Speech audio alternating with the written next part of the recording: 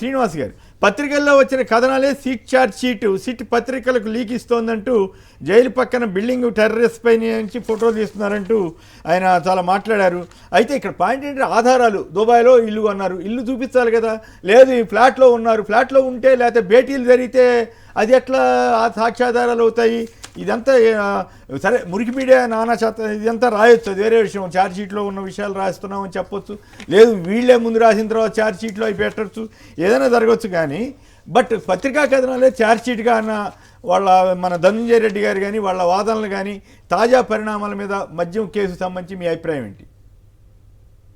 ఈ విషయంలో నేను ఒక విషయం చెప్పదలుచుకున్నానండి.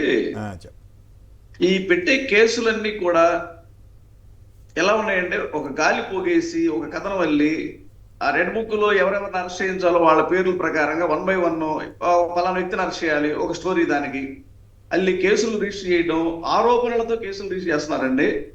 అది తప్పు. ఆధారాలు సేకరించాల్సిన బాధ్యత ఫస్ట్ పోలీసుది. ఒక రిపోర్ట్ వచ్చినప్పుడు ఆ రిపోర్ట్ లో ఉన్న ఆధారాలు ఏంటి, దానికి అదనంగా సాక్ష్యం ఏదైనా ఉందా అనేది పోలీసు మొత్తం దర్యాప్తు సంస్థ, నాట్ ఓన్లీ పోలీసు, ఏసీబీ కావచ్చు, లేకపోతే ఇంకా వేరే సంస్థ ఏదైనా కావచ్చు, వీళ్ళు ఎవిడెన్స్ సేకరించాలి. ఫస్ట్ ఎవిడెన్స్ సేకరించి ఆ ఎవిడెన్స్ ని బేస్ చేసుకొని సంబంధిత వ్యక్తి ఎవరైనా ఉంటే అరెస్ట్ చేయాల్సిన అవసరం ఉంటుంది. కానీ వీళ్ళు ఒక ఆరోపణలతో ఒక ఛార్జ్ షీట్, ఒక ఎఫ్ఐఆర్ కట్టేసేసి ఆ ఆరోపణలకి సపోర్ట్ గా ఒక వ్యక్తిని అరెస్ట్ చేసిన తర్వాత వాళ్ళని స్టేట్మెంట్స్ రికార్డ్ చేయడం అనేది సరైనటువంటి దర్యాప్తు విధానం కాదు.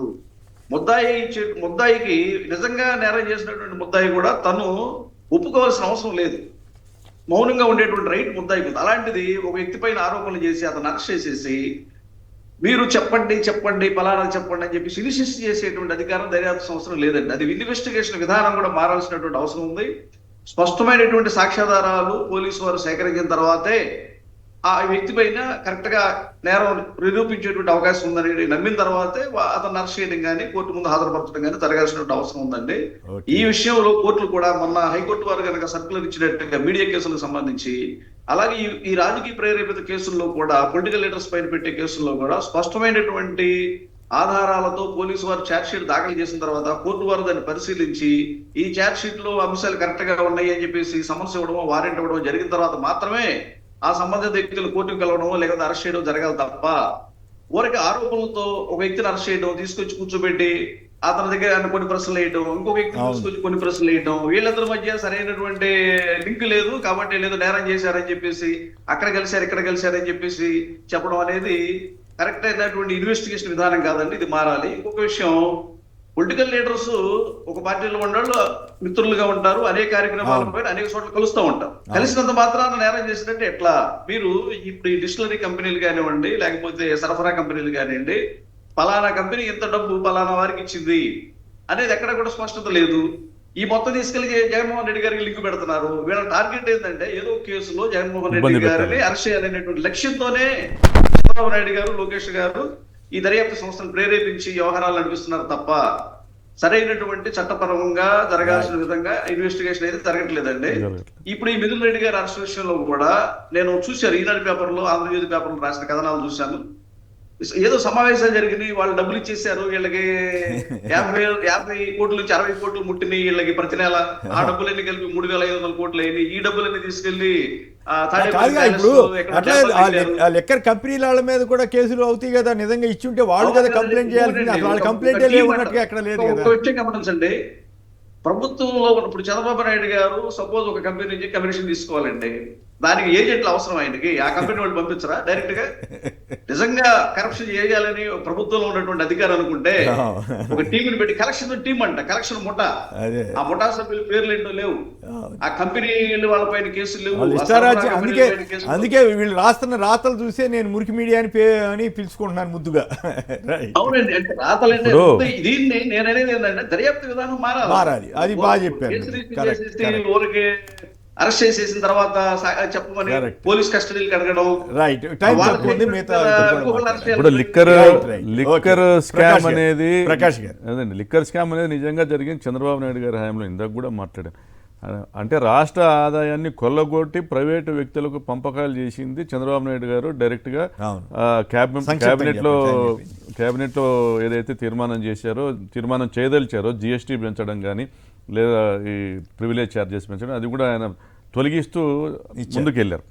సో అదేవిధంగా గత ప్రభుత్వంలో జగన్ గారి ప్రభుత్వంలో లిక్కర్ కంపెనీస్ నుంచి అంటే వారి నుంచి కొనడం కూడా లిక్కర్ మనం పర్చేజ్ చేసిన కూడా అంతకుముందు ప్రభుత్వంలో ఇచ్చిన రేటు కంటే తక్కువ ధరకే తీసుకున్నాం. ఈక్వలీ డిస్ట్రిబ్యూటెడ్ ఉన్నది 20 కంపెనీలు ఉంటే 20 కంపెనీలు కూడా ఈక్వలీ డిస్ట్రిబ్యూటెడ్ అంతే అందరికీ సమానమైన కోటానే ఇచ్చి తీసుకున్నాం. చంద్రబాబు నాయుడు గారి హయాంలో 69% కేవలం 5 కంపెనీస్కి పంచి వాళ్ళ దగ్గర నుంచి డబ్బులు కూడా తీసుకున్నారు. రెండోది ఆదాయం కూడా మన గత ప్రభుత్వంలో పెరిగింది. అంటే ఇక్కడ ఎక్కడ కూడా ప్రజాధనం దుర్వినియోగం అయిందని కానీ లేకుంటే ఆదాయం తగ్గిందని కానీ ఎక్కడ కూడా లేదు, ఎవరికో దోచిపెట్టారనేది. మిథున్ గారు చెప్పినట్లుగా సిట్టు ఇన్నిసార్లు విచారణ చేసిన తర్వాత కూడా కోర్టుకు కనీసం ఈ ఆధారాలు ఉన్నాయి కాబట్టి అరెస్ట్ చేస్తున్నామని సబ్మిట్ కూడా చేయలేకపోయింది. కేవలం వాంగ్మూలాల ఆధారంగా కేసులు పెట్టే సమస్య అవుతుంది. సుప్రీంకోర్టు కూడా ఈ మధ్య ఏమిచ్చిందంటే వాంగ్మూలాల ఆధారంగా ఒక ముద్దాయి ఇచ్చిన వాంగ్మూలం ఆధారంగా ఇంకొకరిని కేసులో చేర్చడము. రైట్, ఫైనల్ గా తిలక్ గారు చెప్పండి, ఈ పత్రికల్లో వచ్చిన అంశాలే ఛార్జ్ షీట్ లో పెడుతున్నారని నిన్న ధనంజయ రెడ్డి గారు వాళ్ళంతా ఆవేదన వ్యక్తం చేశారు. వాళ్ళ రకరకాలుగా ఇది వాళ్ళ వ్యతిరేకంగా కథనాలు రాయటం కానీ వీటన్నిటి మీద సంక్షిప్తంగా ఒక మాటలో చెప్పండి దయచేసి, టైం అయిపోయింది. కోర్టులోనే చెప్పారు, బయట ఎక్కడ చెప్పలేదండి. అవును, కోర్టు జడ్జి గారికి చెప్పారు. కరెక్ట్. పత్రికల్లో వార్తల ఆధారంగా సిట్ రిపోర్ట్ ఛార్జ్ షీట్ తయారు చేసిందా? ఇప్పుడు పత్రికలు ఏం రాస్తున్నారు? ఛార్జ్ షీట్లు ఇవి ఉన్నాయని రాస్తున్నారు. ముందు ఎక్కడ తెలిసింది? అవును, ఛార్జ్ షీట్ లో రాకముందు కూడా అట్లా జరిగిందంట ఇట్లా జరిగిందంట అని రాశారు. అవన్నీ మళ్ళీ ఛార్జ్ షీట్ లో పెట్టారు. ఒక ముఖ్యమైన విషయం చెప్పాలనుకుంటున్నాను, ప్లీజ్ కంప్లీట్ చేయండి. జగన్ గారు మద్యం కుంభకోణం సంబంధించి ప్రెస్ మీట్ పెట్టినప్పుడు ఢిల్లీలో ఆమ్ ఆద్మీ పార్టీ ముఖ్యమంత్రిని అరెస్ట్ చేసింది దేనికి? మద్యం పాలసీ మార్చినందుకు. మరి ఇక్కడ కూడా చంద్రబాబు నాయుడు చేసింది అదే కదా. ఇప్పుడు ప్రైవేట్ తీసుకొచ్చాడు ఆయన. కరెక్ట్ పాయింట్ అండి తిలక్ గారు. అవును, ప్రభుత్వం నుంచి ప్రైవేట్ తీసుకొచ్చాడు. అక్కడ అదే చేసినందుకే అక్కడ కేసు అయింది. ఇక్కడ ప్రైవేట్ నుంచి ప్రభుత్వానికి తీసుకొచ్చినందుకు ఎదురు కేసులు పెడతారు. రైట్. అంటారు ప్రభుత్వ ఖజానాకి నష్టం జరిగినా అధికారంలో ఉన్నాడు లాభం కలిగినా కుంభకోణం అంటారు. ఇక్కడ నష్టం ప్రభుత్వ ఖజానానికి ఆదాయం పెరిగింది, నష్టం ఎక్కడ వచ్చింది? ప్రభుత్వానికి ఆదాయం అధికారంలో ఉన్న వాళ్ళకి డబ్బులు వచ్చినాయి అంటాకి జగన్మోహన్ రెడ్డి ఎక్కడ సంతకం చేయలే, ధనంజయ రెడ్డి సంతకం చేయలే, ఏ ఫైల్ దొరకలేదు. కానీ అదే డాక్యుమెంట్లు ఏమి లేవు, అయినా కూడా కేసు జరిగింది. వాళ్ళు కలిశారు వీళ్ళు కలిశారు కాబట్టి వాళ్ళు చెప్పారు వీళ్ళు చెప్పారని మనం కనుక అటా అని రాస్తుంటాం కదా కథనాలు, అట్లా ఛార్జ్ షీట్ లో కూడా రాసే పరిస్థితి వచ్చిందని అంటున్నారు. కేసులో 13 కోట్ల సంతకాలు చేశారు. 240 కోట్లు తీసుకొచ్చి హైదరాబాద్ లో చంద్రబాబు నాయుడు గారి ఇంటికి అంజనీ పిఎస్ శ్రీనివాస్ కి ఇచ్చారని చెప్పి ఈడీ చెప్పింది కదా. Central board of direct taxes వాళ్ళు డైరెక్ట్ గా 2000 కోట్ల అక్రమాలు జరిగాయి. దానికి దిక్కు దివాణం లేదు, మళ్ళీ ఇద్దరు కలిసిపోయారు కూడా.